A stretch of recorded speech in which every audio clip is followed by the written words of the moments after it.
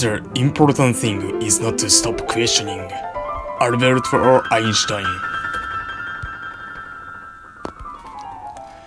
There are lots of new discoveries, new technologies which helped us to deepen our understanding of the world. The discovery of the quark that I just mentioned didn't really happen until the 1960s. We've discovered new quarks in the 1970s and we are still looking for some of the fundamental building blocks of the nature. So, as we go through this course, we are going to begin with this historical approach and we'll take a interlude from time to time. We'll take the interludes from time to time.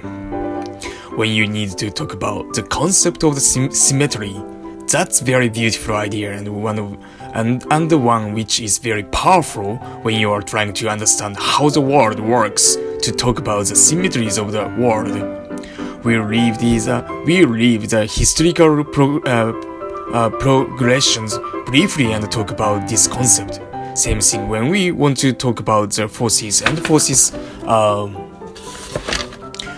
fields between the particles, a very useful concept which developed over many years and which helped us to put together all these ideas.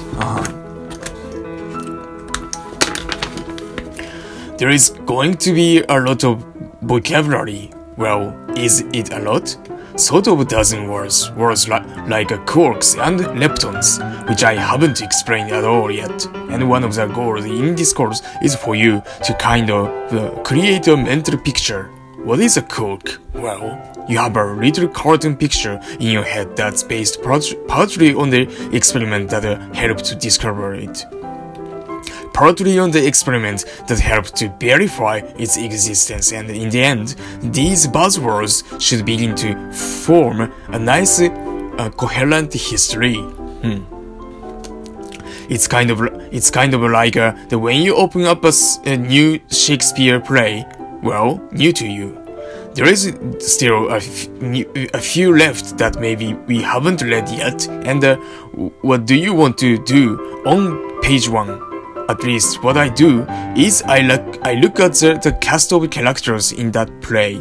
It doesn't mean a whole lot to me at first, but I still like to read it and I want to know the names, and usually on that front page there will be a kind of the list of some little brief summary of who the characteristics are, the prince or king or the king's daughter, right? There is always some explanation.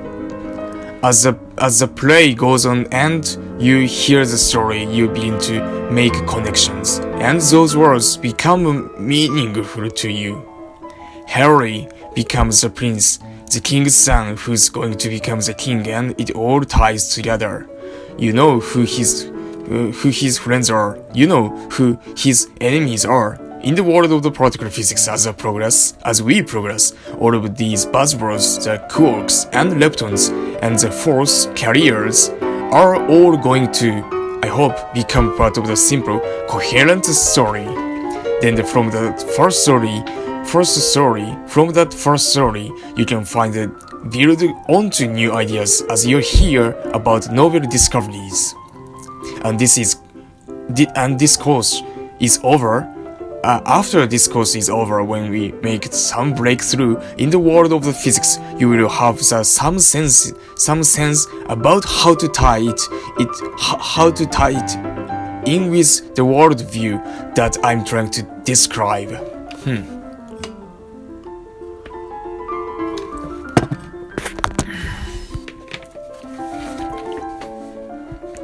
Let me say a few introductory words about these particles. These quarks are very, very heavy objects. They are little dots. They have, as far as we know today, no internal structure. Really?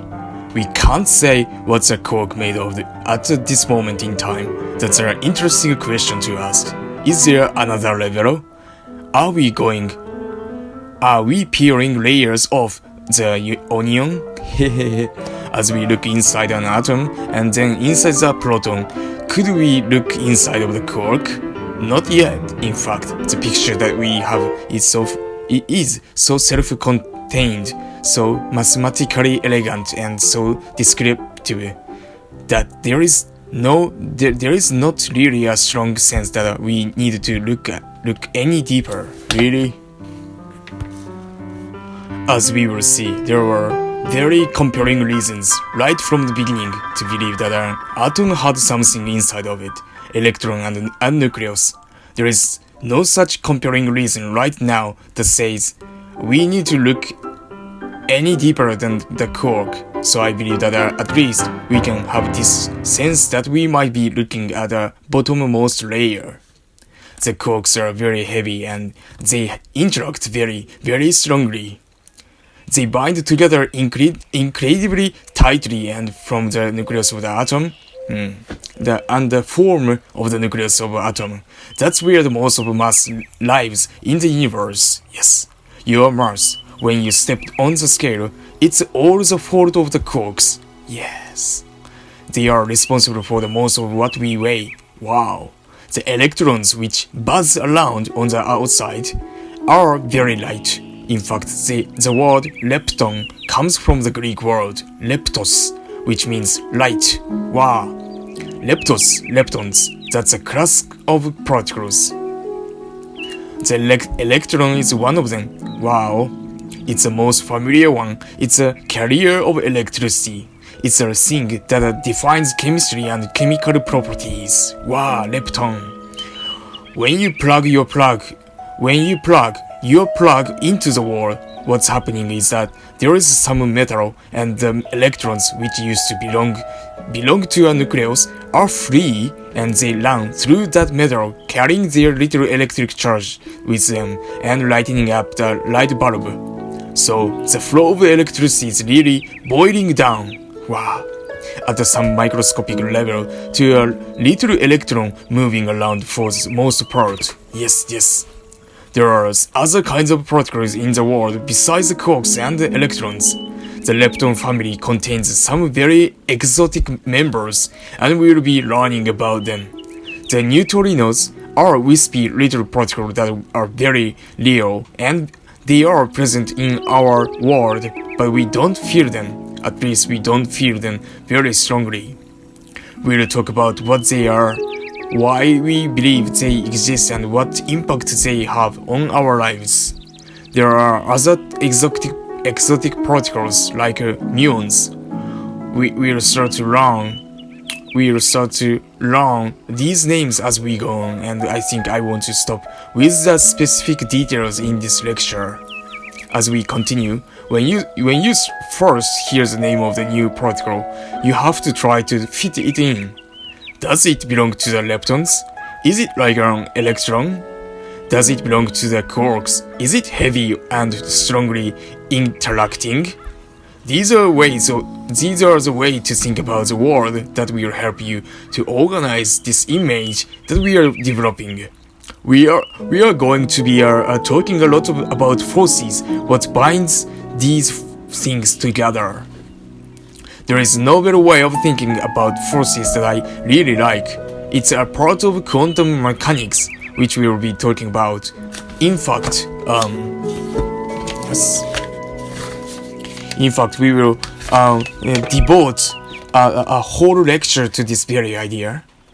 Let me introduce it today. Suppose you have two particles like two electrons, and of course they have the same charge, so they electrically repel one another. How do you think about the force of nature? How can you imagine two particles which are separated from one another, nonetheless pushing on one another? Wow. It's kind of the wild idea and fun one to think about. How do you get action at a distance in the real world? There are many ways to think about it, and one of the ways to think about it, a quantum way of thinking about it, would be, say, to imagine that the electron number one is allowed by nature to spontaneously produce a little medicine ball out of nothing and toss it to its neighbor. Really? If I picked up a ball and toss it to you, as I toss that medicine ball, I would recoil backwards because it's heavy. So as I pushed it, it pushed back on me. I felt a force. Wow, this is reaction and action and reaction. Law of reaction, action and reaction. Yeah. So Newton's third law. Yeah. Now you might argue that microscopically it has nothing to do with other electron, but there is this other particles on the other side that catches the medicine ball. and as it catches the medicine ball, it too recoils. Wow. Now this is kind of a simple way of visualizing how it is that particle could feel forces. They create force-carrying particles. Now, it's not a medicine ball in the microscopic world, and these force carrying the particle have themselves little clever names made up by physicists trying to describe what's going on. The force carrier of the electricity and magnetism, if you like, the little particle of light, is called a photon. You have photons to carry electric forces. You have gluons, a lovely name to describe the very, very strong force that glues the quarks together. The gluon is a force carrier, and there will be even more exotic one called double bosons for weak particles that are also present in the world. These things, some of these more exotic particles, don't play a role in our ordinary, everyday lives. At least we are not aware of them. So we are going to have to talk about the level of abstraction that's required. How do you think about an object that nobody has really ever seen directly? You'll never see a clock in your life. You might see an image from some particle detector which indicates the presence of a clock, but you won't be really seeing the clock with your eyes, because what you see with your eye is electromagnetic radiation, which can only see objects down to a certain small distance and not any smaller than that. Yes. A little bit smaller than the micron would be sort of the limit of what you can actually see. So, when we are talking about these particles and their stories, we need to make enough sense of them that we can have a mental image of these abstract concepts, and that's part of why I like these little cartoon images. Wow. Although they are not exactly realistic, it's not really little billiard balls flying around one another. It's a helpful way to me of having an understanding of what's going on. The mathematics have fancy words associated with it as well. Yes.